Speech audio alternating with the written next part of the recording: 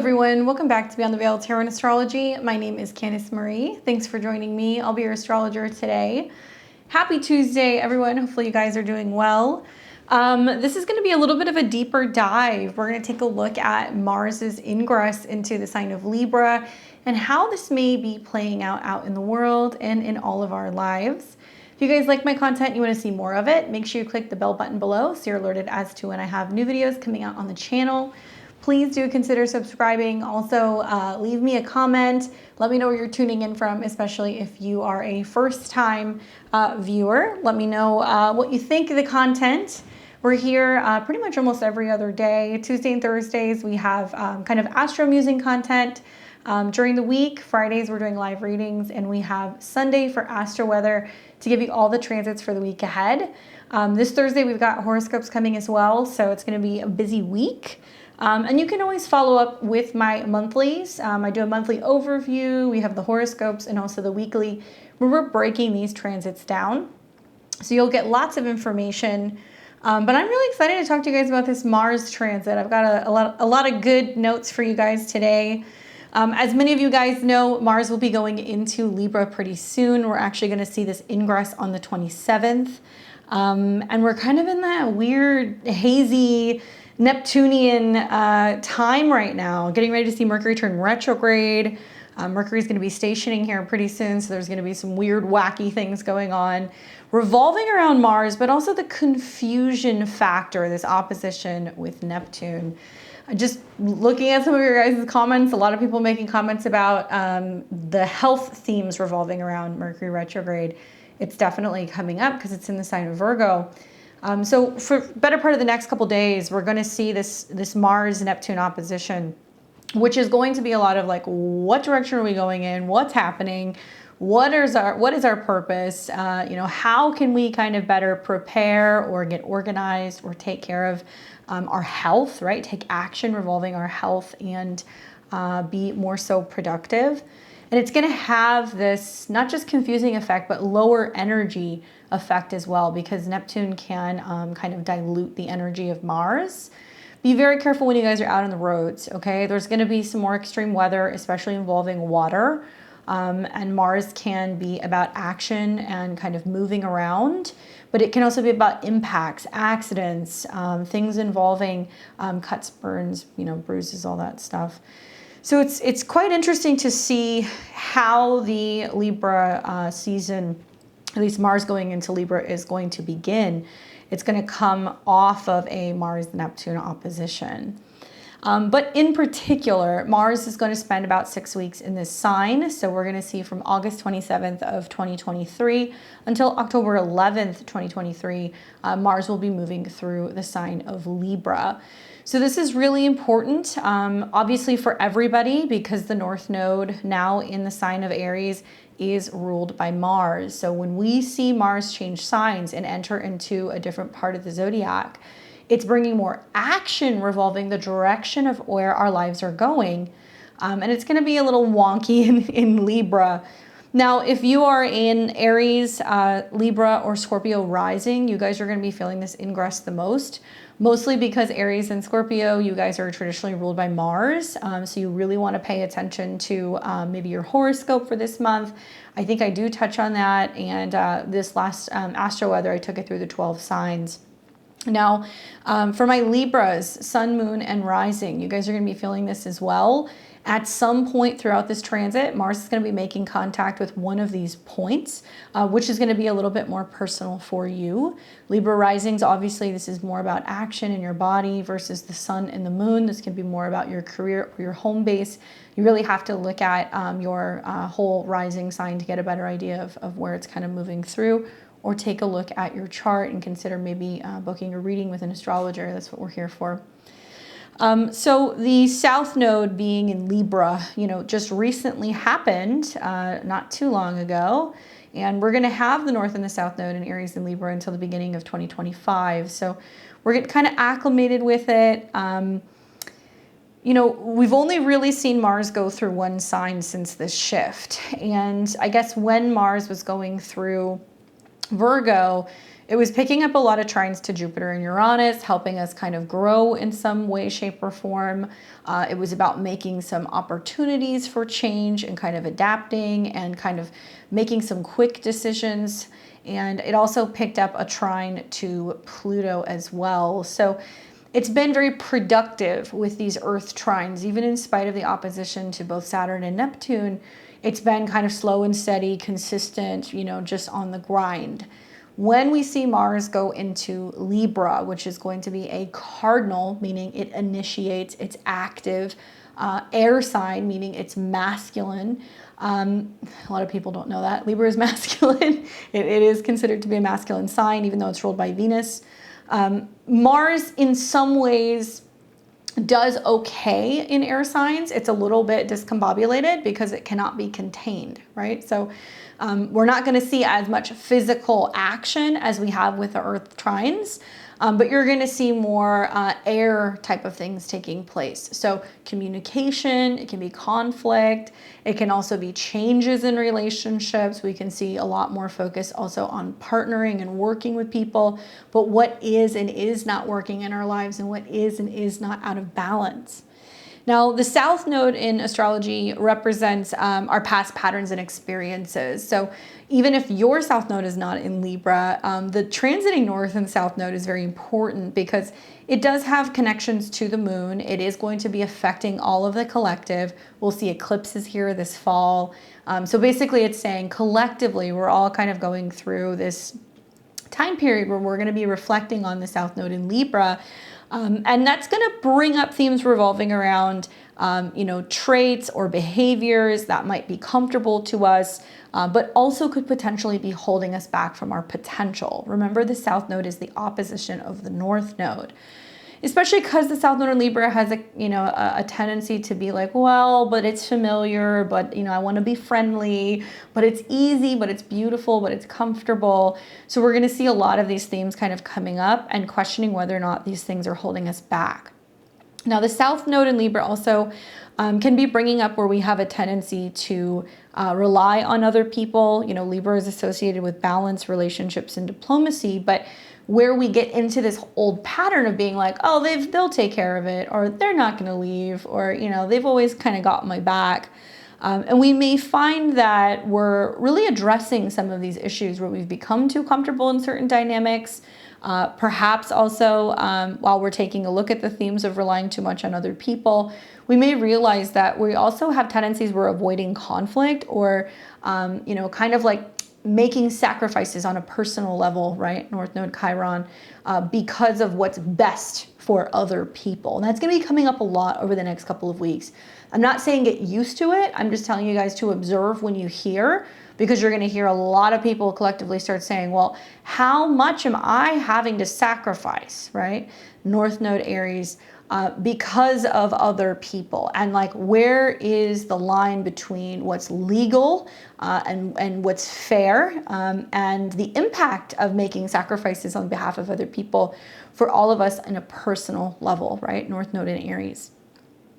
Now, the conjunction aspect in astrology, which I guess what I'm getting to is that's really the only significant aspect. We're going to see some other things that are going to happen, but it's like you're not really going to see this energy ramp up until the beginning of October.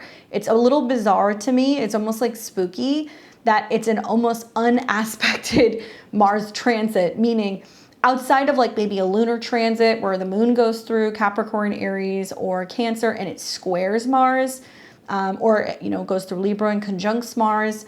We're not going to see too much happening. Now, Mars will be making aspects to a lot of outer planets, more specifically, a lot of inconjuncts, which can almost be like a blind spot or something that we don't see coming. I'm going to take you guys through those transits so you can see what I'm talking about. But it's not really quite aspected until Mars gets to the end of Libra, starts activating some squares to Pluto, conjuncting the South Node, and then we'll make an opposition to an eclipse point.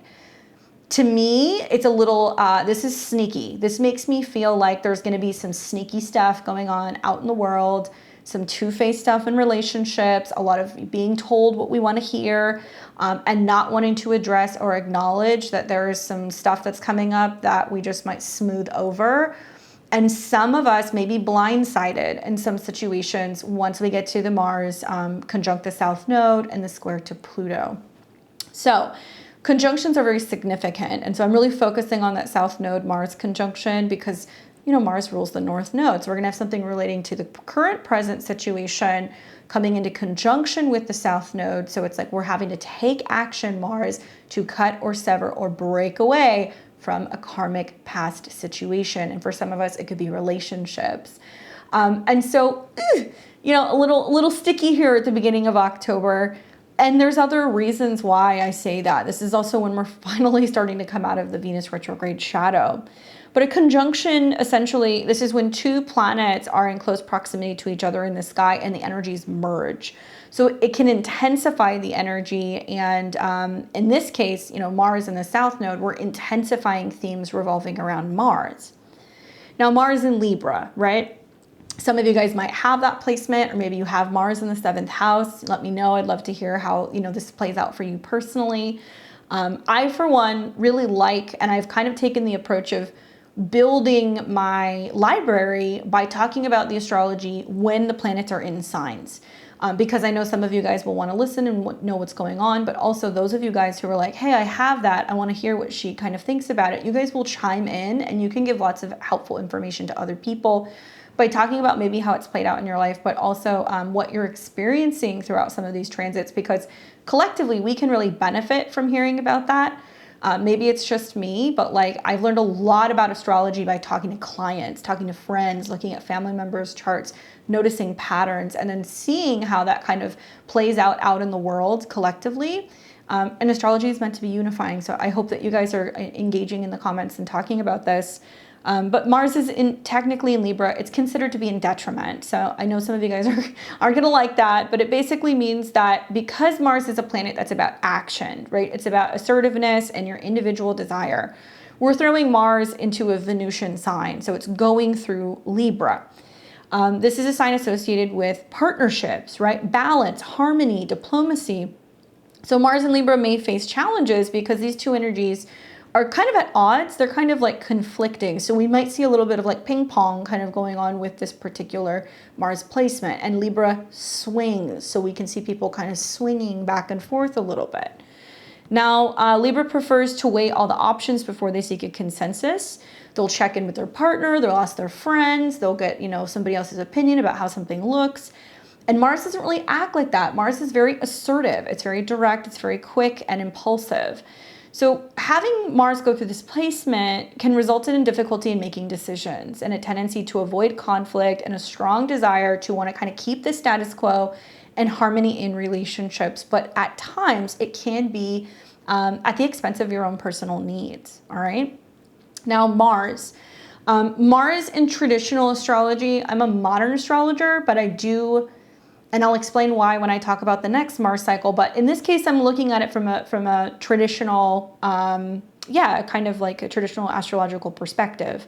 In traditional astrology, Mars is considered to be one of the malefic planets, okay, along with Saturn. So AKA, these are the bad boys of the zodiac, or the planets. This means that when it has particular transits, it can be associated with like challenges and conflict and difficulties. Now, ancient astrologers believe that Mars had a much more aggressive and disruptive influence compared to benefic planets such as like Jupiter and Venus. So traditionally out in the skies, when we see Mars, you know, doing its thing, we want to look at, well, what sign is it in, right? Is it in its home sign, its domicile? Is it in its fall? Is it exalted? But this happens to be moving through a sign that it does not perform as well. So what can that bring up in these situations? Some may say that it's going to bring conflict. Mars is associated with conflict, war, and aggression or violence. And the transits of Mars are seen as when conflicts, both personal and on a society level, tend to escalate. And ancient astrologers paid special attention to Mars transits, and they'd look at, aspects with the nodes or with other malefic planets to see if it could be indicating that there could be some kind of challenge or, kind of conflict going on. We've already seen a Mars-Saturn opposition while Mars was in Virgo, so I kind of feel like it's been delaying what could almost feel like the inevitable. But we are now going to see Mars move through Libra, and I think it's going to bring up more conflict in relationships. And I think the closer that we get to the South Node, we're going to see where we're going to go, okay, I want to get off the merry-go-round. I don't want to continue to make sacrifices on a personal level for other people. If I don't feel like this is in balance and if we're harmonizing the way that we should, I think a lot of people are going to be able to kind of make cuts with things that they've had a really difficult time moving away from. You might decide that you're letting go of anger and frustration. You're not carrying that baggage around. You might decide that you're not going to go round and round with an issue with a family member or a spouse or a friend, and you're going to be like, okay, this ends here. And I think that it's kind of like a double-edged sword, because at least Mars is the ruler of the North Node, so it means well. But as it comes into conjunction with the South Node, it's almost like we're going to see so much conflict in some areas of our life that we're going to have no other choice but to be like, okay, snip, snip. So could we see more conflict with war? Maybe. Libra, not so much. I'm wondering if this is going to be like, we're seeing or hearing about some significant court cases or court battles, things revolving around unfairness or things that are unbalanced when it comes to the law, or, unjust judges, changes that might be happening within, certain high-ranking courts, things like that. Physical energy and action is also a big part of Mars, because, Mars is linked to these things. And when we have certain Mars configurations, it can be a time where we see that people may have more energy or more motivation. Therefore, they may be more likely to take action, pursue their goals, or engage in physical activities. So, Mars going through Libra, you're going to see a lot of people who are going to be going, let's work together, let's be a team. But as we get closer to the South Node, we might say, okay, well, this isn't working actually for me. And maybe this isn't the best business partner or counselor or therapist or spouse for me. And it may also, with conjunctions to the South Node, be bringing up, where we need to actually kind of cut our losses, because it may be too much of an energetic drain. You're going to hear a lot of astrologers on YouTube say, it's a great time for relationships, it's going to be amazing, and everybody's going to, be, together and doing this and that. There will be a short window of time where Mars and Venus will sextile. And I think there's a possibility where you can see things get better. But I'm not as optimistic on a personal level, just seeing the way that the particular transits are going to end at the beginning of October. You guys know me, I'm going to keep it real with you. And I've talked about how the Venus retrograde is going to go until September. Venus will go into Virgo. It'll come into an opposition with Saturn at the beginning of October. And for those of you guys who have been doing the trauma drama dance all summer long with a financial situation or a relationship, you may realize it's the end of the road and you have to make a cut. It just so happens to go hand in hand with this particular South Node Mars conjunction. So that may also be kind of adding a little bit of fuel to the fire. The positive is that I do think that it can give us the opportunity to focus on our desires and our passions. And so what I love about the Aries Libra axis is that the more that we're seeing partners getting active and getting inspired and doing what they need to do, it can be giving us the freedom and the capabilities to be able to focus on ourselves. So we're really working on our own necessary growth so we can come back together as a team and be stronger. So a little bit of togetherness is great, but actually you guys might realize that relationships might harmonize and become better if you're both spending some time apart, or maybe somebody's traveling, or there isn't too much time together. And we may realize that a little bit of absence makes the heart grow fonder. Now, because Mars has connection with passion and desire and sexual energy, this can symbolize a heightened sense of desire and focus on romantic or sexual relationships. Sure, that can happen.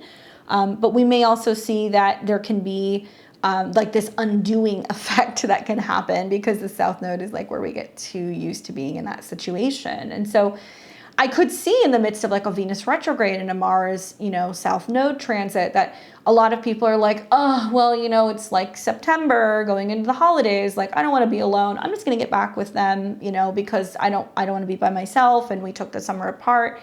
And some people may come together because they don't want to be alone. And then they realize that that connection is unfulfilling. There's a lot of getting back together energy in the air. So I could see where some people actually do, reconnect, or some people do hear from the past. Really, it's going to depend on your own personal transits because not all retrogrades are created equal. I've seen a lot of really significant people get together during retrogrades, and I think a lot of that can be because retrogrades are karmic. Now, Mars is not retrograde. I want to make that clear, but Venus is, and Venus is the dispositor for Mars this entire transit. So I'm going to be keeping my eye on Venus and seeing what Venus is doing because she's also adding a little bit more kind of substance and texture to this particular transit.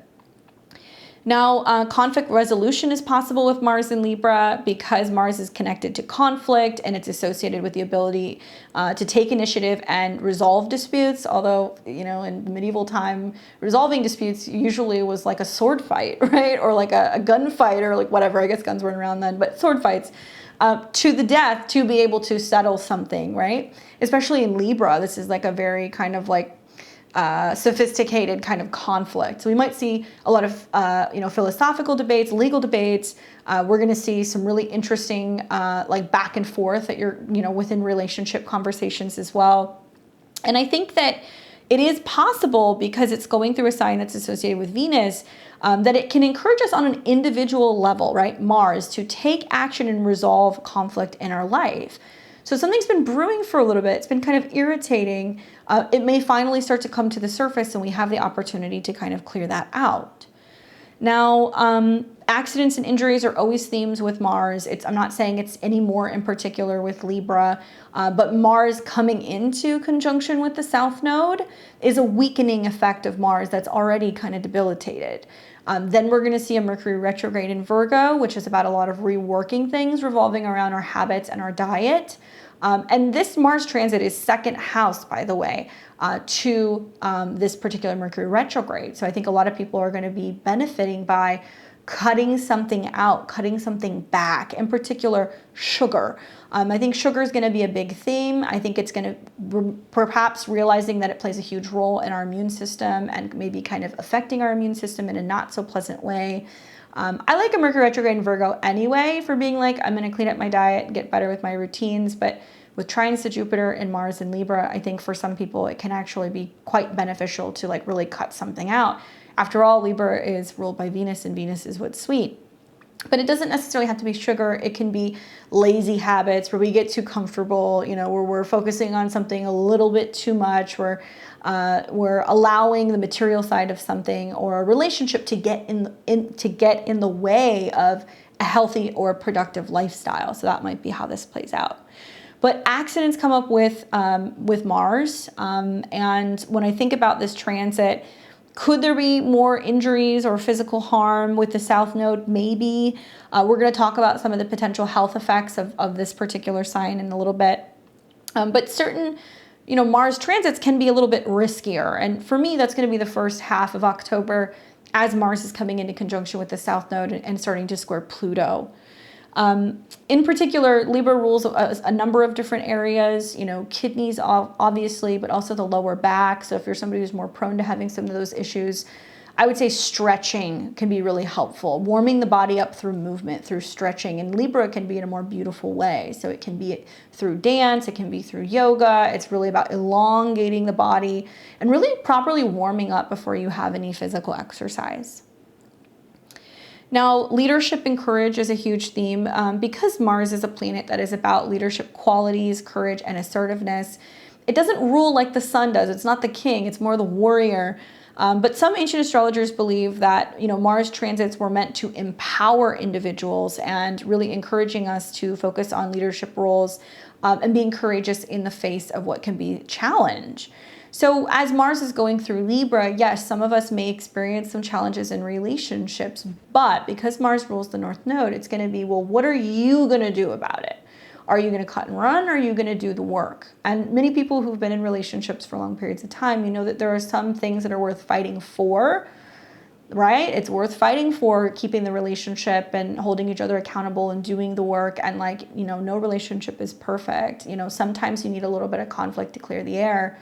But it's also about picking your battles. And I think that that's going to be, it's a really big theme right now. It's like choose your battles wisely, especially as we get into the beginning of October and we start to see Mars conjunct the South Node. There can be some situations where certain business partnerships, relationships, commitments, people may just throw in the towel and go, let's set them out.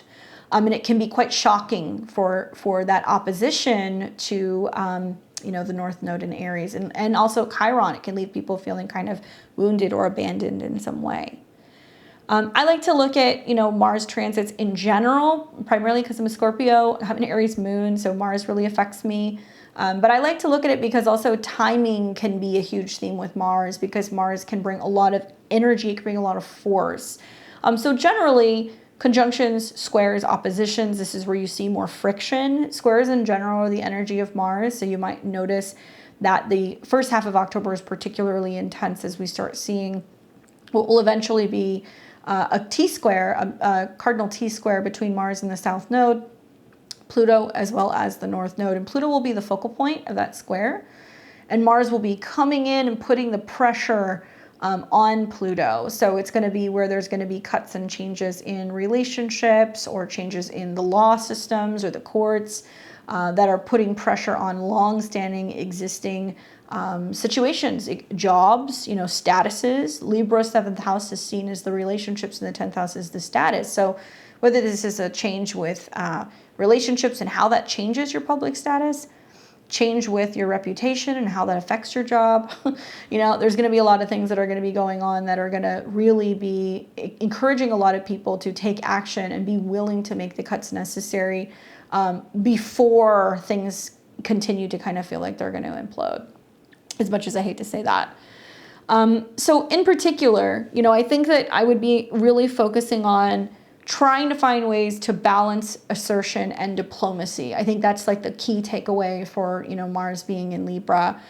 Many of us are going to be kind of having some challenges trying to figure out, okay, well, what does it mean to be assertive and, you know, taking action and being independent, and like, where am I just not being a team player?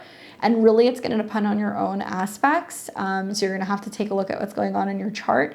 More will be revealed to you likely at the beginning of October as to whether or not certain relationships are going to be able to kind of make it through. And the strong ones generally do, so don't worry.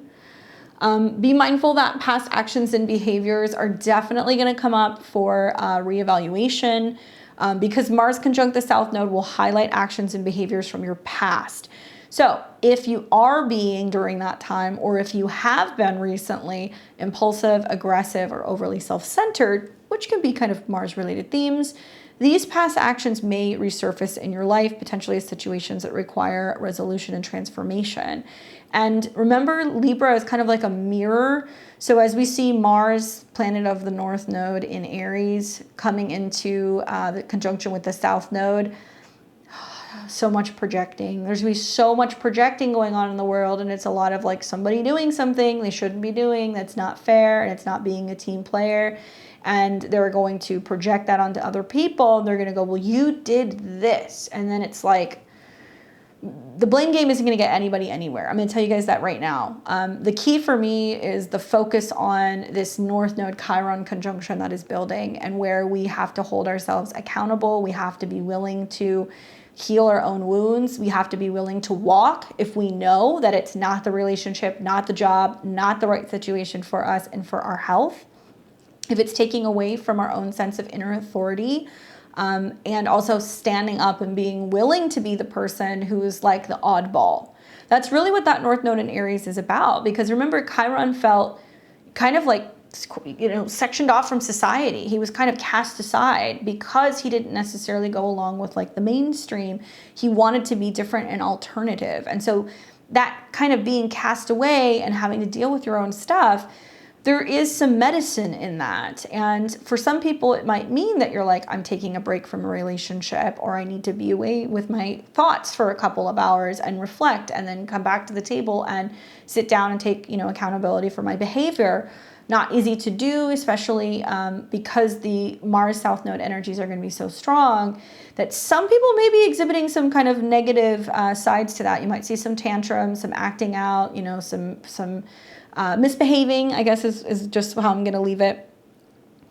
And I think that, you know, if you're willing to reflect on some of this stuff and be more focused on what you're willing to release, it's going to be a little bit easier to kind of move through. Now, South Node is previous, whether it's previous things that we dealt with, 18, 19 years ago, or, even longer since we've had these particular nodal transits. I'm going to take you guys through a few of them so you can reflect on them. But I definitely think that karmic patterns come up, especially when you have planets that are transiting the South Node. And it's going to be about how you've expressed your desires, how you've handled conflict, how you've pursued goals in previous lifetimes. And this transit can bring up karmic themes in the forefront and, give you the opportunity to be able to heal. So I do think that it is possible, like I said, that past life relationships can come back. So, soulmates show up. They don't necessarily have to be a relationship. It could be a business partner. It could be a pet. It could be, a friend. But people may come in to help you with the process of almost like detangling or kind of breaking away from the past. I do think that for some of us, it's also going to be showing us where it's okay to kind of let loose. Because if we let loose and if we break away from some of these past bonds that are kind of holding us back, we're going to have the ability then to have a better relationship with ourselves, more feelings of control, and perhaps even better relationships. So pretty karmic stuff going on here. Obviously, the Venus retrograde is kind of doing the same thing. And you'll see that they're going to sextile each other, like I said, and kind of move, especially when Venus goes direct. So they'll be supporting each other. For those of you guys who are feeling like you just keep hitting your head against a wall, right? That's very Mars, over and over and over, revisiting old conflicts, not being able to forgive, getting angry. This can come up. Unresolved hurt, right? And issues in relationships. So there is a need to really confront the past conflicts that have been unresolved and really focus on, creating opportunities to address these issues for more better balanced situations, eventually leading you to the point where you can reassess the energetic baggage and go, okay, do I hold on to this or, and take this with me, or do I let this go? Because the South Node is a catalyst for releasing pent-up energy or emotional baggage from the past. So for everyone, this is going to be a time where we can let go of old grudges, resentments, attachments. Anger takes up so much space in your body. It creates pain. You're more likely to have accidents. You're more likely to have issues with inflammation, all kinds of stuff. Emotions that are trapped in the body in general, particularly the negative ones, can lead to getting sick. So if we're carrying that around with us, not only is it kind of being fed into the collective, but also it can be something that can be all-consuming. Remember, Mars is an energy that's connected to the element of fire, so it will burn everything up.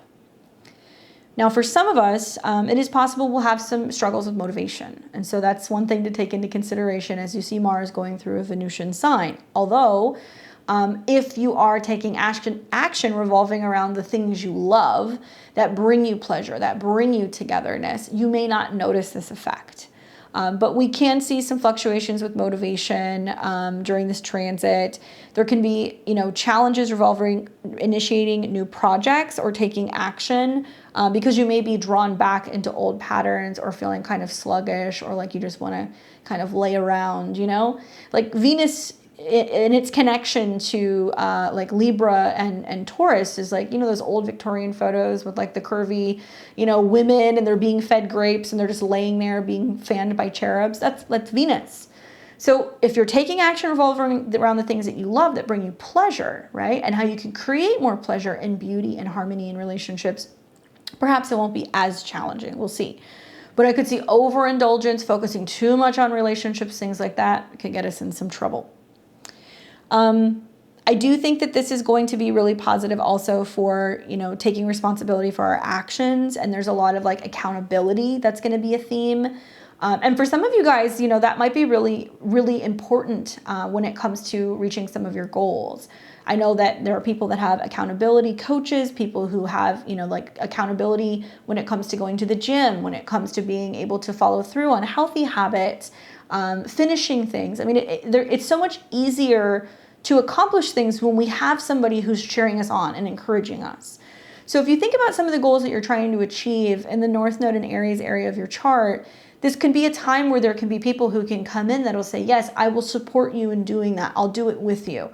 I'll text you every morning and let you know that I completed my walk around the neighborhood, or, you know, I did one thing this week that I checked off my to-do list, and you snap a picture and you send it to your sister or your neighbor and go, look, I reorganized the closet. And you'll get somebody who will encourage you, and then in turn, they're going to take some action too.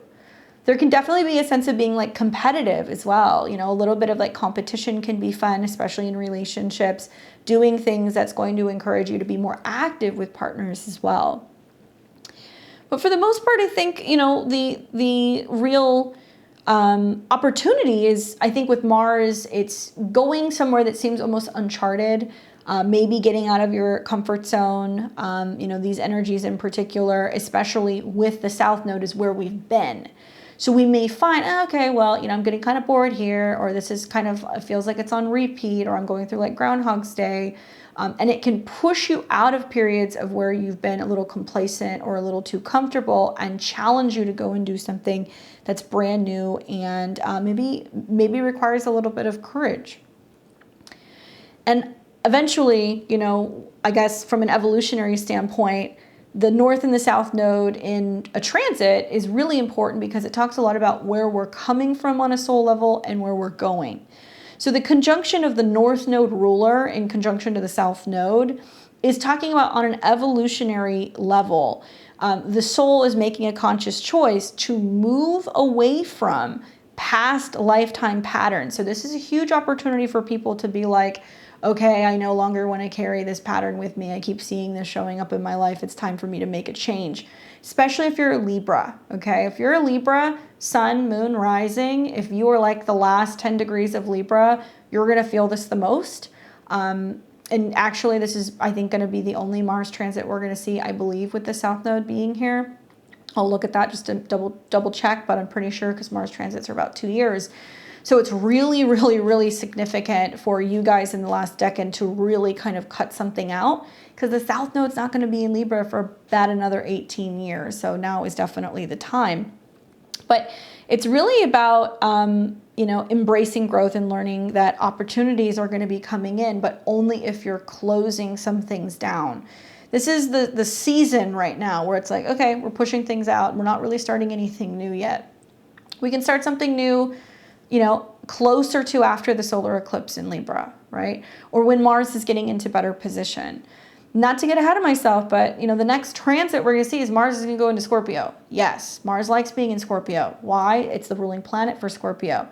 And I know I keep bringing this up, but, you know, Mars's exaltation is Capricorn. So we will also see Mars go into Capricorn. So if you guys want more energy, if you want to initiate something new, if you want a lot of potency and a lot of power, listen to the astrology. Wait until Mars gets into Scorpio. Wait until Mars gets into Capricorn. This is going to be like November through January. Those are stronger periods, especially as we start to see Mars trine Saturn, Mars conjunct Pluto. There's better Mars transits. Right now, we're kind of cleaning out the closet, all right? Okay, so let me now take you guys through the transits that kind of catch my eye, and I'm going to show you all of the particular ones that are taking place really between the 27th and the 27th of August and the beginning of October. I've got a list that I want you guys to take a look at. But like I said, keep in mind as we go through this, something that really interests me the most is that this is going to be a relatively unaspected Mars transit. You're not going to see your traditional, you know, sextiles and squares and trines. No. Why? Because there's no outer planets that are in air signs. So we're not seeing trines. You are going to see that the trine was happening between Mars and Pluto, but it's fading as it's going into Libra. But that does not mean that we're not going to see anything. It's just some of the transits that we're going to see, the inconjuncts to the outer planets, are going to represent blind spots. Okay, that's an opposition. But basically, Mars is going to come into an inconjunct with Saturn. So it's kind of agitating each other and they're not seeing each other, which can be kind of iffy actually with Mars and Saturn. It can represent something that comes out of left field we didn't see. And then we're also going to see Mars that is going to inconjunct Jupiter and Uranus. So Mars is having some aspects to outer planets that can represent things that just, yeah, kind of come out of nowhere. We will see from September 14th through October the 8th that Venus in Leo will sextile Mars in Libra, which I like because at least Venus and Mars are working together. Venus will be direct at this point, so the Venus retrograde is over. Yay. And we're going to have the North Node ruler and the South Node ruler in that sextile, which means they're working harmoniously together. So from mid-September to the beginning of October, really what you want to be paying attention to is actually Leo and Libra, because they're going to be supporting each other. So where Venus is going to be direct in Leo, saying, hey, we've worked through something all summer long. Now we figured out what we love, what we need. And it's actually assisting and giving Mars some sense of kind of like marching orders or directions, right? Okay, so keep in mind that probably the most intense period of this transit is going to be October the 4th through the 12th. So you may feel like, oh, this isn't a big deal. I'm just kind of going through the motions. And then everybody's going to be like record scratch in October. What the hell is going on? So let's look at the 27th. Okay, so this is when Mars will enter into Libra at 0 degrees. And 0 degrees of the cardinal signs, right? The solstice equinox points, kind of important because this is when we initiate and we start something new. So could we see new relationships, new unions, new partnerships, lots of action around supporting each other? Sure. Nothing too crazy that's going to be happening that day. You're not really going to see anything going on with the moon. The moon's going to be in Capricorn. So it's relatively unexpected. But for the first, week or so until Venus goes direct, Venus is, the dispositor of Mars in Libra, right? Because Venus rules Libra. So even if we're not necessarily seeing a lot of aspects, Venus is still going to make a lot of aspects. Venus is still going to be square Jupiter for a little bit. Venus will go direct, and she will also square Uranus a little bit. So something about the changes, action, motivation, and relationships is brought on by values, money, and resources, as well as taking chances, creativity, romance, and children. So you're going to see a lot of things that are kind of going on there. Obviously, things are stressful right now. I mean, economically and financially, the world is it feels a little rickety, I guess. That's a little unstable. It wobbles a little bit. Uranus is in Taurus, and Uranus just recently hit that 23 degrees. Jupiter's about to retrograde. So with the Jupiter retrograde, we may feel things slowing down a little bit when it comes to the optimism revolving around the future of the markets and just the global markets. I think that, the Jupiter retrograde and the Venus retrograde is definitely going to give people some eye-opening realizations in regards to some of these financial situations. And we're going to start to really kind of feel, the intensity. So obviously, if we're feeling the crunch financially, and if we've got situations where people are like, I have children, right? Venus retrograde, I have to take care of a business, I have to take care of myself, it adds excess pressure on relationships. And so it's like, situations like this with some of these transits, you can see really what some relationships are made of. And it is possible with the Mars South Node that a lot of people are going to go through some kind of purification and purge in certain relationships. And it is about clearing out all the frustrations of where maybe partners don't always feel so financially supported, or where they need more, or they're fighting for more, or they need a partner to show up and fight for them. But yeah, money can be adding to some of the, financial strain, can be adding to some of the stress, definitely with this Mars transit. On September the 1st, we're going to see Mars in conjunct Saturn at 3 degrees. And that's going to be, right here. So you're going to feel it also as a part of the full moon in Pisces, right? You're going to start feeling it there. So maybe it'll be coming up for you a little early, but maybe with the moon in conjunct Saturn and Mars. That's a bit of a wonky one because, Saturn retrograde in Pisces is very murky. It's kind of hidden. We don't know what's collectively dissolving, what's collectively falling apart. We are going to start to see Mars coming into this inconjunct or this quincunx, which, like I said, represents an energy where we can't see very clearly There is no sense of forward motion or direction. We may feel like there are some things that come out of the blue in relationships that catch us off guard that we're not expecting, or some unexpected attack on the justice system. I'll just leave it at that. I do think there's going to be some sense of some stuff coming out where people are like, wait a second, like, how is this legal? Or, you know, like, why is this a legal loophole? Or like, how did this like fall between the cracks? Like, what's happening here? And you're going to see lots of action around people going like, well, I need an attorney, or I need somebody to kind of represent me, or I need somebody to kind of guide me in this, you know, potential like legal situation or a relationship situation. Pisces can be very emotional and sensitive, and it can be about your subconscious. And so I definitely think that it's going to be high season for like, you know, counselors, therapists, and divorce attorneys, because this particular aspect is kind of suggesting like, whoa, some things are really coming to the surface that are bigger problems than what we're aware of. And now we're realizing like we need somebody to help us unpack it. There's no shame in that. You know, if that's something that you need throughout these transits, I would encourage you to get another person or talk to another person with a partner or find a mediator, because it can be something that can kind of help this process move along a little bit more smoothly. But that definitely feels like the 30th going into the 1st, like some unexpected attacks or people acting kind of passive aggressively. You know, that's very Mars in Libra. Then we don't see much until the 19th. Let's move this here. So then the 19th of September. Okay. This is when we are going to start to see Mars in conjunct Jupiter, which will be retrograde at this time. Okay, so remember the in conjunct means it's blind. We don't see it coming. So, all right, Jupiter retrograde in Taurus, reevaluating or seeing a slowing down of excess spending, excess growth, some kind of optimism about the financial situation.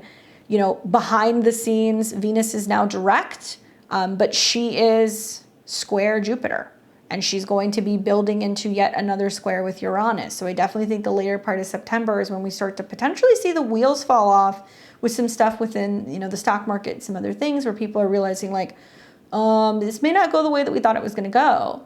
So amplified situations when it comes to money and resources and values. And with Mars in conjunct Jupiter, it's people responding or swinging very widely as a result of what is kind of going on there. I do feel like this is about people pushing also to have more stable ground legally. Jupiter is about laws. Even though Saturn enforces laws, Jupiter is the one who makes laws. So there may be some really significant like legal situations or lawsuits or things that make headlines that are now redefining Jupiter-related things, Jupiter and Taurus, land ownership, property, resources, farming, you know, possessions. And certainly, like, you know, when relationships kind of hit that point where they are separating and divvying things up, unfortunately, sometimes you kind of see like the darker side of some people, and there can definitely be some pettiness revolving around, we're separating, you know, this is what I'm taking, this is what you get, you owe me this, vice versa. So I definitely think that there can be a lot of people getting agitated, going back and forth about what they feel owed. Now, Taurus is also the banks, okay? So I do think this could be a situation where people are looking around going, can the banks do this? Can they have control over what I withdraw or what I can actually have? And remember, Mars rules the North Node. So it's going to take some people questioning or standing up or pushing back against certain narratives to define whether or not something should actually be an existing like law. Okay, just leaving it at that. That's why law is constantly fluctuating and changing, guys. That it's always evolving. Why? Because lawyers will use previous like what am I thinking of? Like legal situations or fights. They will cite them and be like, well, you know, this happened at this date, and you know, this person versus this person, and they can use that as a reference in the court of law to be able to voice their concern, to be able to ultimately also win cases, turn things over, and move forward to be able to have new laws and legislation. I think we're going to see some stuff that's going to be happening at this time that may potentially be quite groundbreaking. But I also look at this and I go, there's also the potential for individuals, Aries, Mars, to lose checks and balances and freedoms if we don't say something. And so you're going to hear a lot of people that are going to be standing up being like, okay, what are we going to do?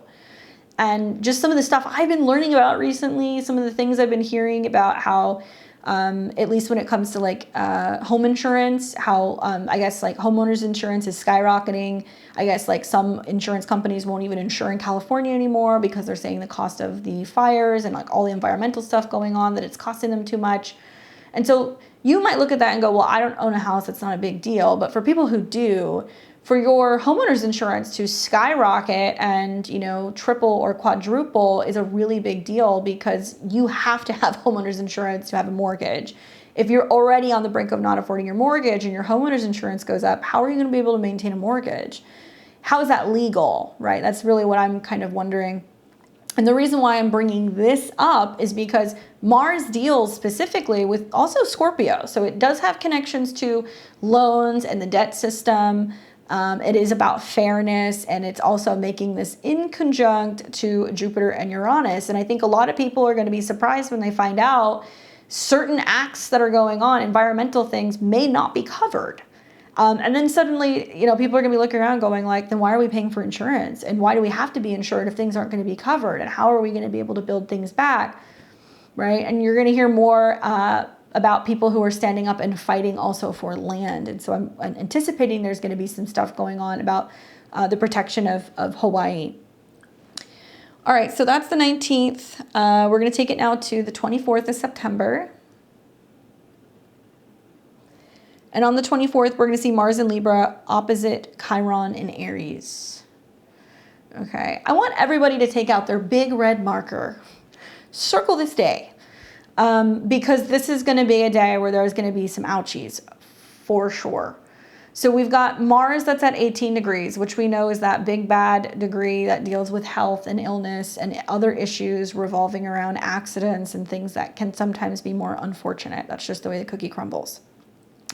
Chiron's retrograde in Aries. So we're going to see Mars in opposition to Chiron.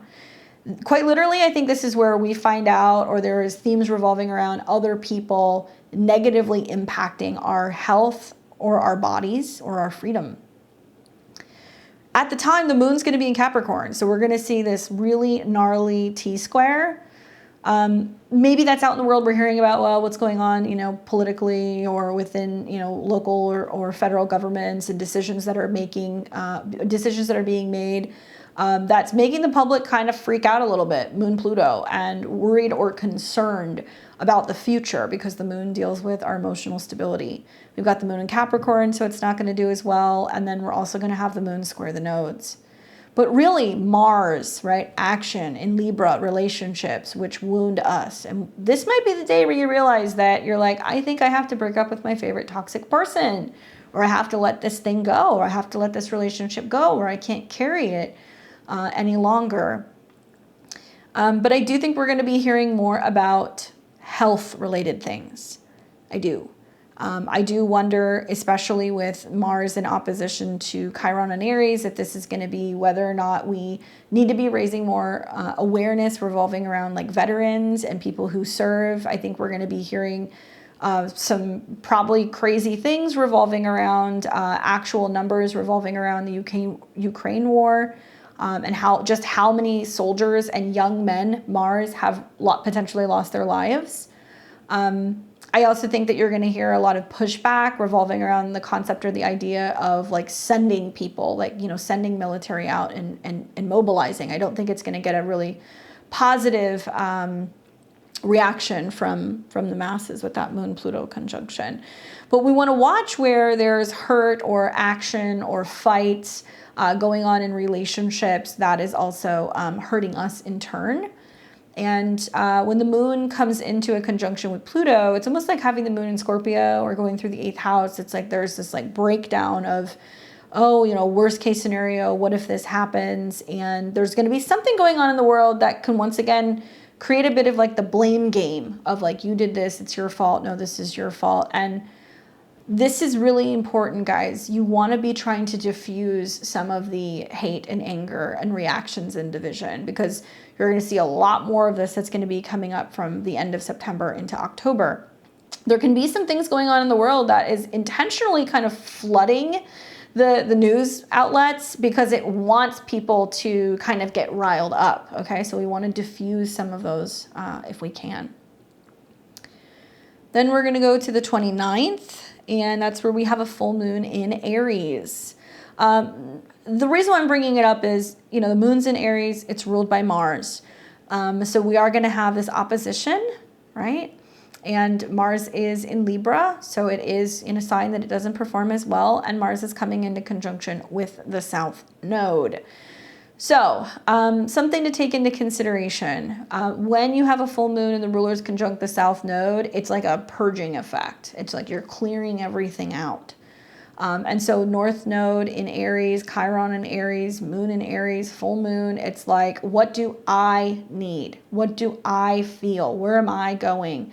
And what's interesting is it does represent so much polarity where there's a lot of reactions going on in certain relationships and disruption and conflict in certain, partnerships, right? Because people are kind of tuning in and going like, this hurts, but I have to rip off the bandage and tell this person that, you know, I can't do this anymore. This isn't the job for me. I need some space, or this isn't healthy for me. And that's going to be a full moon that's going to kind of go for a couple days because then you'll see the moon come into conjunction with Chiron and square Pluto. So it really is from this full moon in Aries, which is not an eclipse. We are actually going to have, it's too far away, right? It's too far away from the North Node. It's got to be within, I think, 9 or 10 degrees. The next full moon, which will be in Taurus, will be the eclipse at the end of October. But this is still this is the full moon that comes from the solar eclipse in April. So if you guys remember that solar eclipse in April, I'm going to show it to you in a second.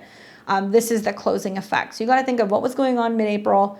We had that solar eclipse that was at 29 degrees, square Pluto. This is the completion from that particular new moon. And we start to see that Mars is coming into and in conjunct with Uranus, which that to me is scarier than a Mars in conjunct Saturn.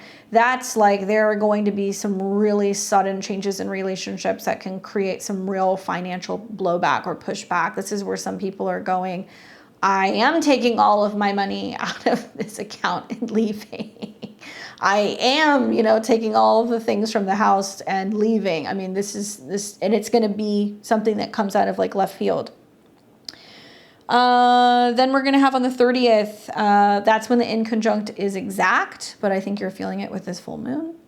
And like I said, the full moon's going to keep on keeping on because it'll conjunct Chiron, bringing up wounds of healing ourselves, which we have to do. And it's going to start coming into a square with Pluto, so we're kind of detoxing and purging, and it's going to oppose Mars. I was listening, and I don't know what it was, so if you also saw this on social media, let me know, but I was like listening to this woman, and it was music in the background, and she was on stage, and she was almost singing but telling a story, and she was talking about the Great Famine in Ireland, and how the truth is that there was never really a famine at all. And as she goes on to kind of like sing, but she's really reciting poetry, she's basically saying there wasn't a famine. Really what happened is all of the resources were stripped of Ireland and was taken to the UK. So the UK and everybody, had resources, had food, had cattle, had, dairy, they had all of their produce, leaving basically just, the people of Ireland with potatoes and like little to nothing, and they were starving. But there was never really a famine that it was taken from them. And that has an echo effect of affecting previous and future generations, right? All the way forward, because they weren't given the opportunity to grieve. They weren't told the truth out in the world about what happened. They weren't recognized for the sacrifice they made. Nobody acknowledged their pain. And there in turn didn't allow them to be able to properly process that and move forward.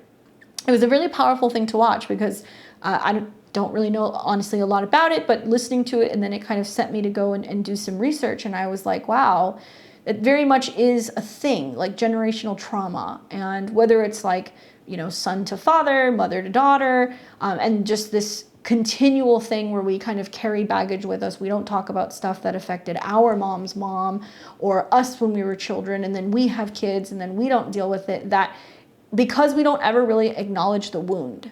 It's just that elephant in the room, and it's just going to continue until we really give ourselves the time and the space and the capacity to heal and acknowledge, yes, this did happen. Let's just acknowledge that this happened so we can move forward.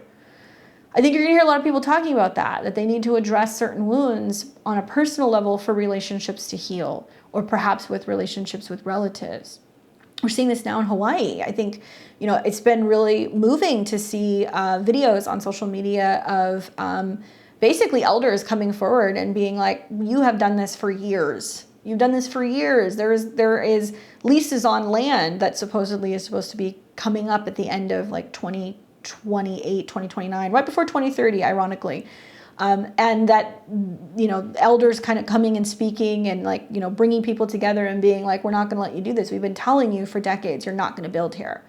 And finally standing up and being like, you can do what you want. You can throw money at it. You can put people in jail. We're just going to keep coming back because we're going to stand up for our land. And we do not forget what happened that led to us having to take you to court and take back our protected space because this is rightfully ours. A lot of generational healing, I think, is going to happen right now. And I'm hoping that rather than there being pushback with the Mars opposition, it's going to give us the opportunity to finally just call a spade and be like, yeah, you know, that thing, that did happen. Even if it didn't happen in your lifetime, even if it didn't happen, the blood isn't specifically on your hands, we have a responsibility to maintain history, to continue to tell future generations the truth about what happened. Not diluted history and manipulated history so we can convince a bunch of millennials that certain things weren't as bad as the way that they were. It needs to be continued so that way we can remember, so history doesn't repeat itself. And that's another reason why this Pluto square, I think, is so potent, is that there is an agenda to be able to rewrite the history books, which is why you guys should be buying things in physical form. You should have resource books in physical form.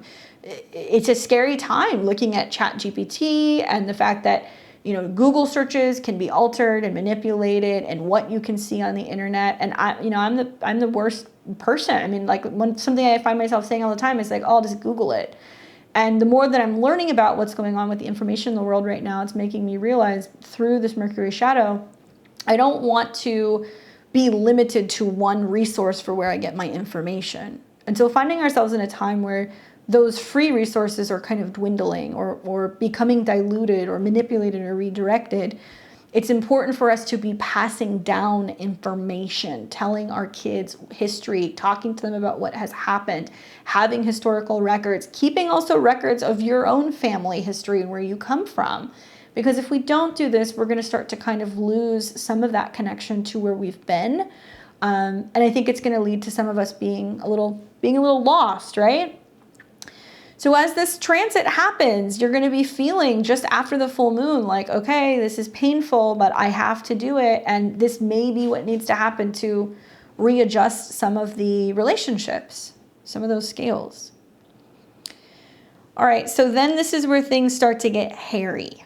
All right, so you're going to be feeling this from the end of September on. But October 4th, this is when Mars conjuncts the South Node at 24 degrees. If you're a Libra, Sun, Moon, or Rising, or you have any personal planets around here, let's say 22 to 26 degrees of Libra, you're going to be feeling this pretty strongly. Mars may come through and might remove something. You might have a mood. You might notice that there is like a bunch of frustration or anger or agitation that comes up, okay? Get active so you can move that energy out of your body so it's not manifesting as an accident or a rash or a cut or a fever. This happens. This happens with these transits. When Mars in the South Node conjunct, that is that severing moment, and it'll be felt for a couple days. It's going to be the strongest from the 4th through the 12th. But this is when it starts to make contact here. And interestingly enough, the moon will be in Gemini. So it's going to be like, okay, we have to just say this isn't working. We have to write it out, communicate it, share it.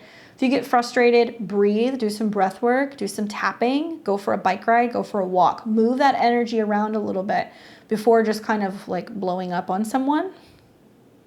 Let's read the Sabian symbol for this. And so it's 24 degrees and change. So we're going to be reading 25 of Libra. And the Sabian symbol says information in the symbol of an autumn leaf. The key word is tact, which is going to be difficult to find. The theme is revelation. The symbol speaks to imagination and an ability to understand the subtle messages in all things and events through a sensitivity to pattern. The image of information in the symbol of an autumn leaf emphasizes the importance of observation and paying attention to detail. Suggestion here is that intelligence is basically the capacity to understand how things can be used to achieve desired ends and benefit the self and others.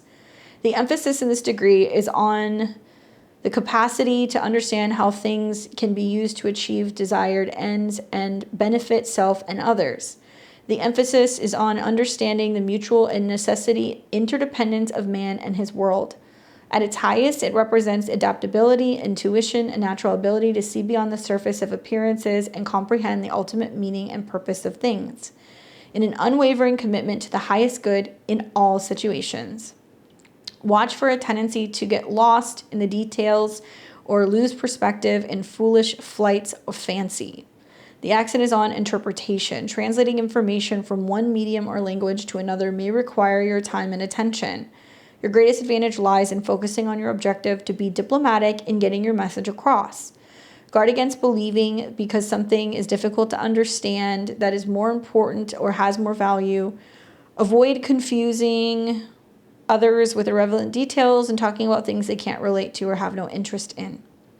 Meaning, significance, message, sensitivity, intuition, understanding, imagination, secret codes. I think with this, and it's true because, 24 is a 12 degree.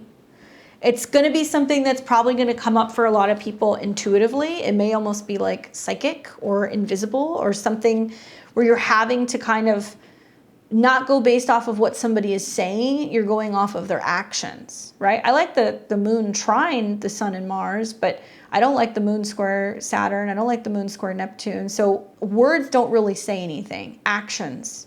And actions have consequences with Mars conjunct the South Node, right? Don't just talk about it, be about it. Actually go through the motions. If it's about showing up and being a better partner, if it's about being somebody who's pushing for there being more balance or more fairness or more equality, show that with your actions. So let's see what Nicola says, just to give you guys that list of the 12 degrees, which, like I said, is a Pisces degree. So for 24, we see disappearances, disappearing, those who disappear. Is it partnerships, people who vanish? Things we lose, secretly, keeping secret, unexplored. So is it things that we're telling partners that we haven't said before or vice versa? Working through fears and issues mentally. Things that are invisible, pharmacy, pharmaceuticals, isolated places, monasteries. And keep in mind that, like I said, Mars and Venus are in a sextile. So I could see this about people being like, this is how I really feel. And I haven't told you how I really feel, but here it is. Which is not necessarily so bad. Things that deal with churches, divine nature, gods or goddesses. Things at night or dreams. So I'm wondering, is there going to be people who are picking up things? Mercury will be in opposition to Neptune too. So like real solid communication is a little challenging, but I like the Mercury trine Pluto because I do feel like there is going to be really strong signs and omens that are coming through with those aspects. Errors that we make, things that happen at night, drugs, photography, things that are false, obscure or foggy, things that have to do with the sea, things that can be poisonous, or flights running away or escaping. So it's like, are some people going to cut and run? I mean, literally, South Node Mars in Libra. Are some relationships just going to be like cutting and running? And is it happening because they're afraid of like working through the difficult stuff, right?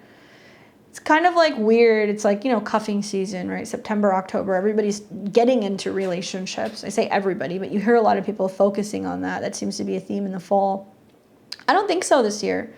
I think with the North Node in Aries, there's less focus on relationships. There's more like people feeling like, I got to look out for me, you know, or the unwillingness to want to participate in relationships because it may actually get in the way of what they're doing. And people really breaking through patterns of feeling like they just have to kind of go from relationship to relationship. All right, so then on the 8th, we're going to see Mars come into a square with Pluto. Ouch, but you'll be feeling it early. But yeah, so that's going to be at 27 degrees. And I think you guys are going to feel this actually here on the 7th. Okay, so that'll square to Gemini degree 27. So it's about words and communication. And you're going to feel this. Boom, boom, boom, boom. So when the moon goes through Cancer on October 7th, opposes Pluto, and it's going to square. So changing circumstances within the home, which impacts our long-term goals and decisions. And I think we're just going to see a lot of like squabbling, as much as I hate to say that. It makes sense because we're also, you know, already in eclipse season. We're going to see an eclipse in mid-October. It's going to be in Libra. And then at the end of the month, we'll see one in Taurus. So we start feeling those eclipses a couple weeks prior. So by the 7th, when we're about a week out, we're feeling that energy pretty strongly. At this point, Mars is moving away from the South Node. Okay, but it is building into the square with Pluto. So the actions and the conflicts and the challenges that we had, or the acting out that we had, or the flushing out of the frustration, now it's like there is some repercussion. You know, there is some kind of definitive change. And this is the last quarter square. Okay, we saw Mars go through Aries, Mars go through Cancer, now it's going through Libra. And when it comes into Capricorn, where it's particularly strong, closer to the new year, and it conjuncts Pluto, it's starting like a new cycle over. And then it's going to be October 10th and 11th. We're going to see Mars at 29 degrees, which is like, ugh. I think that's my least favorite thing, is having Mars at 29 degrees, because it's just like nails on a chalkboard. And when planets hit 29 degrees, already they're at that anaretic degree where it's like at a tipping point, where it's like now or never. So as if the South Node wasn't kind of gutting enough and we cut something out, and then Pluto, we deal with the power struggle, then Mars at 29 is kind of like that is the degree of separation and divorce. Now, I always tell you guys, when a planet's at the last degree, when we do these, you know, spotlights on these particular transits, but I bring this up actually because this is the same degree as the solar eclipse that we had in Aries, okay? So April 19th, 2023, a couple months ago, we had a solar eclipse in Aries at 29 degrees, okay? Conjunct Jupiter, square Pluto. So you got to think back to what was going on in mid-April. Not only are you wrapping that up with this incoming Aries full moon, but when planets re-trigger, okay, either a conjunction or a square, or in this case, it'll be an opposition, and oppositions are relational, like Aries and Libra, me versus we, what we can do together. Mars in opposition to this is also going to re-trigger that particular eclipse.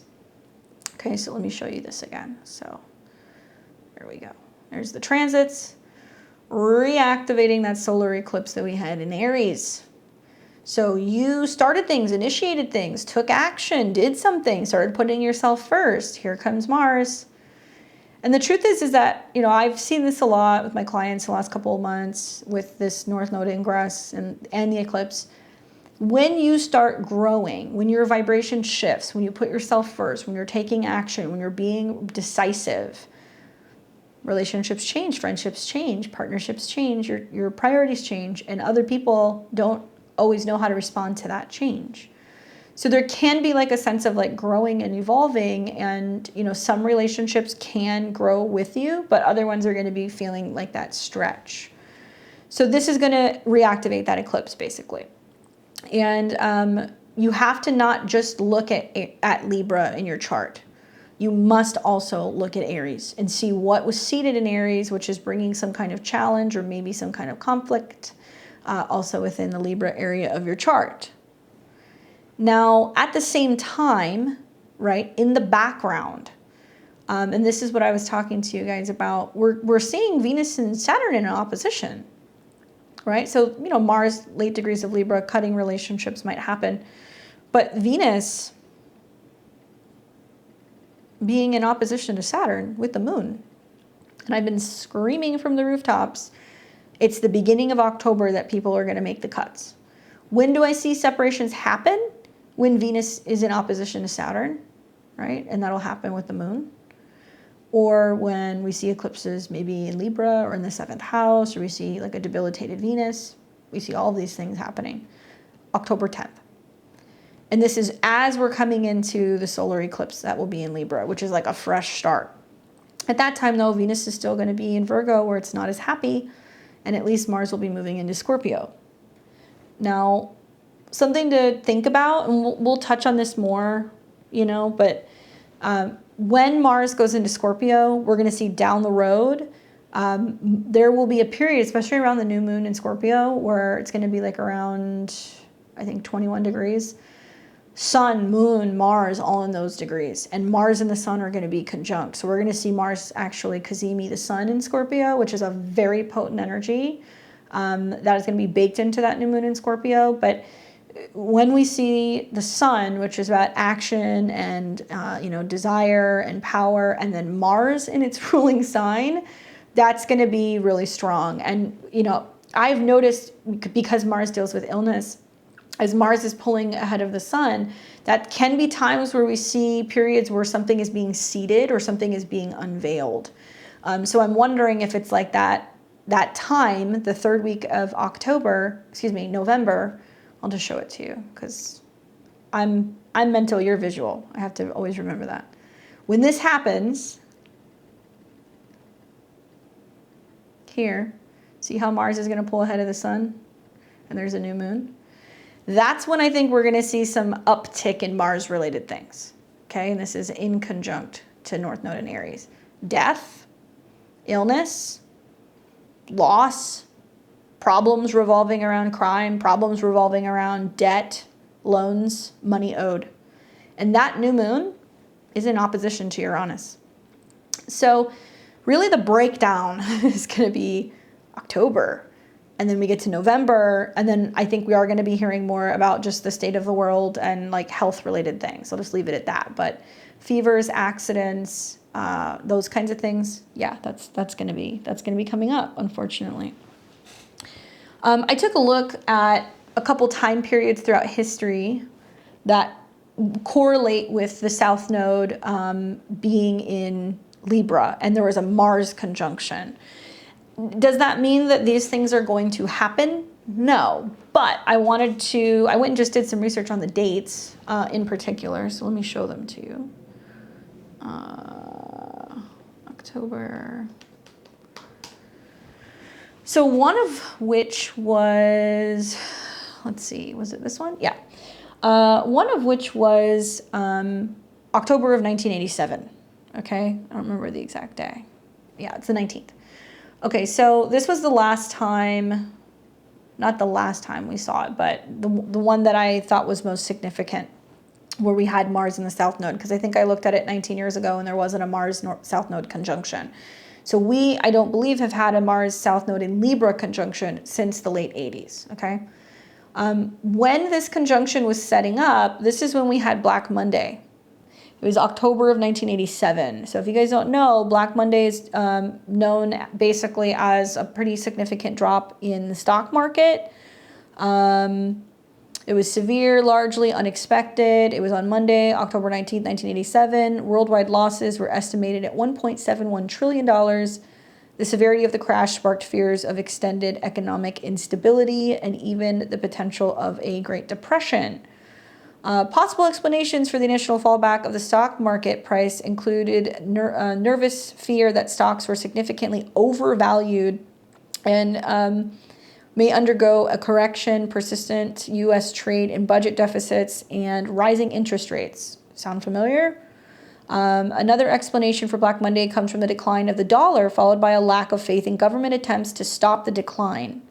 So earlier that year, in February of 87, leading industrial countries signed the Libra Accord, hoping that a monetary policy in coordination would stabilize international money markets, but doubts about the viability of the accord created the crisis of confidence.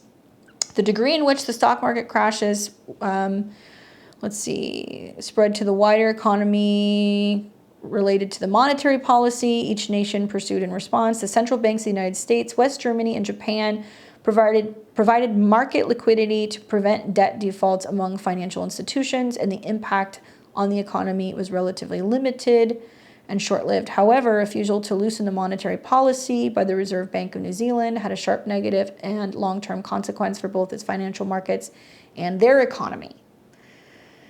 There were some other things going on. I mean, you had a Mercury retrograde in Scorpio, Venus, conjunct Pluto, so that is lost. But because Mars was connected to Venus and there was stuff going on with Venus, we saw a loss. We're going to see the same thing this time. Mars is connected to Venus, Venus is retrograde. Although they will sextile each other a little bit, but we see some similar situations. So I kind of wonder, what could happen there? Another time period that I pulled up was November of 1968.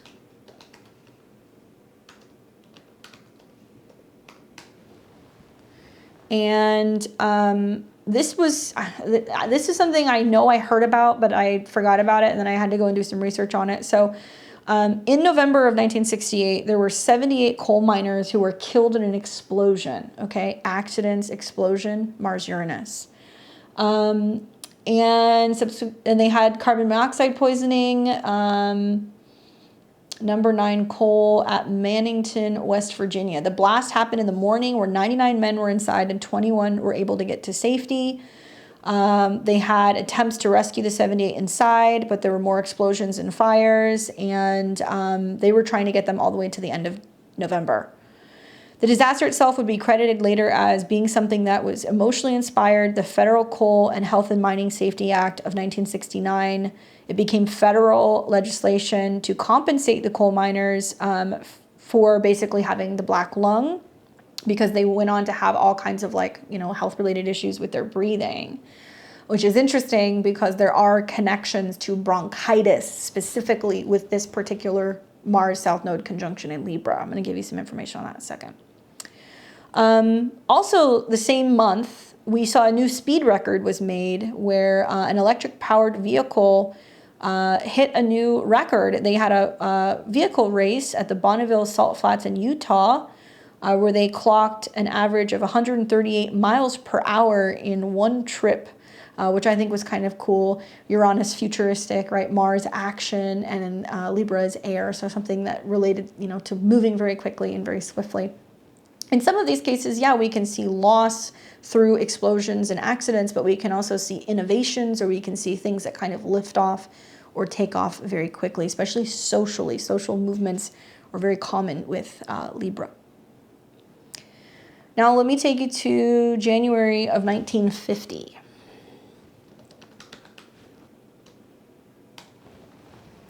Now, we had a South Node Mars conjunction here, and this is actually pretty big news right now, given what's been going on with the box office, but we have a Mars in Libra South Node conjunction. January of 1950, in Washington, the United States signed the individual mutual defense treaties, which member nations of the North Atlantic Treaty Organization, NATO, U.S. made separate agreements with Belgium, Denmark, France, Italy, Luxembourg, Netherlands, and Norway, and the UK, where they all pledged to come together in defense of each other in the event of a military attack. NATO is a really big topic right now, and I'm not going to get into my personal thoughts on it, but it's interesting that January of 1950, these countries all come together stating that they're going to back each other and that essentially they are going to be united in this one national alliance to protect each other in the event of an attack. At the same time in 1950, in January, we also saw that U.S. President Harry Truman ordered the development of the hydrogen bomb. After the Soviet Union had become the second nation to acquire the secret atomic bomb in 1949. So Truman said it was his responsibility as commander-in-chief of the armed forces to see that our country is able to defend itself against the possible aggressor. Accordingly, I've directed Atomic Energy Commission to work on all forms of atomic weapons, including the so-called hydrogen superbomb. The first thermonuclear explosion would take place November 1st, 1952. And on March 1st, 1954, the U.S. would detonate the first hydrogen bomb. No coincidence that as this was taking place in 1950, Albert Einstein was very vocal in speaking out against the potential that this could devastate humanity and take a lot of lives.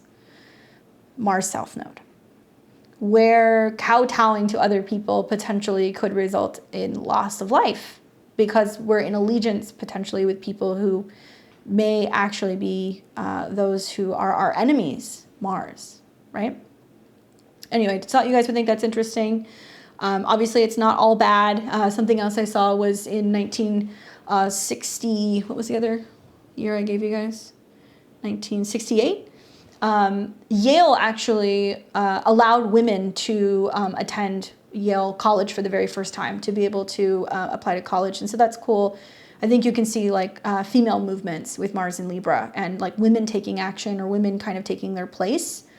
So that can also be a theme that you can see. Obviously, that can be a big theme given what's going on in the world right now as well. All right, so let's look at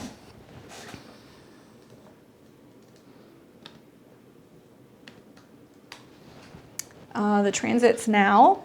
And I want to give you guys just a little bit of information about some remedies, okay? Because I was kind of cracking open my degree books and looking at my medicinal stuff. So in particular, the body systems that Libra rules is the kidneys and the urinary system.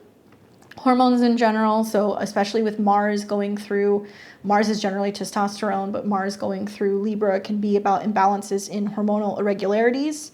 I think we're going to hear a lot more, to be honest with you, just based off the astrology, of people being more outspoken and coming out and talking about their experiences that they have had with artificial hormones.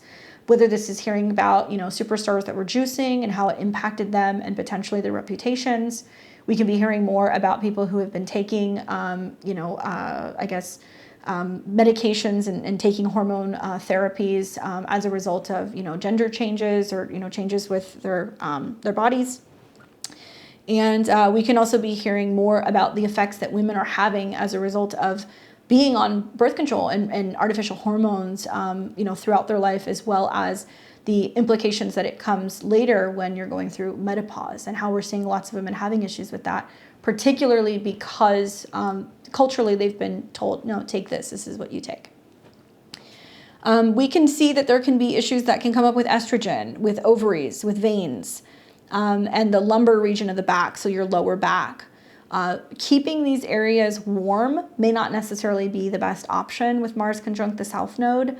So keep in mind, even though that might help, it may actually create some issues, and it can create some circulatory issues. I'm not a doctor. I'm just telling you what I know about the astrology. And it definitely deals with posture. Okay, so Libra deals with posture as well.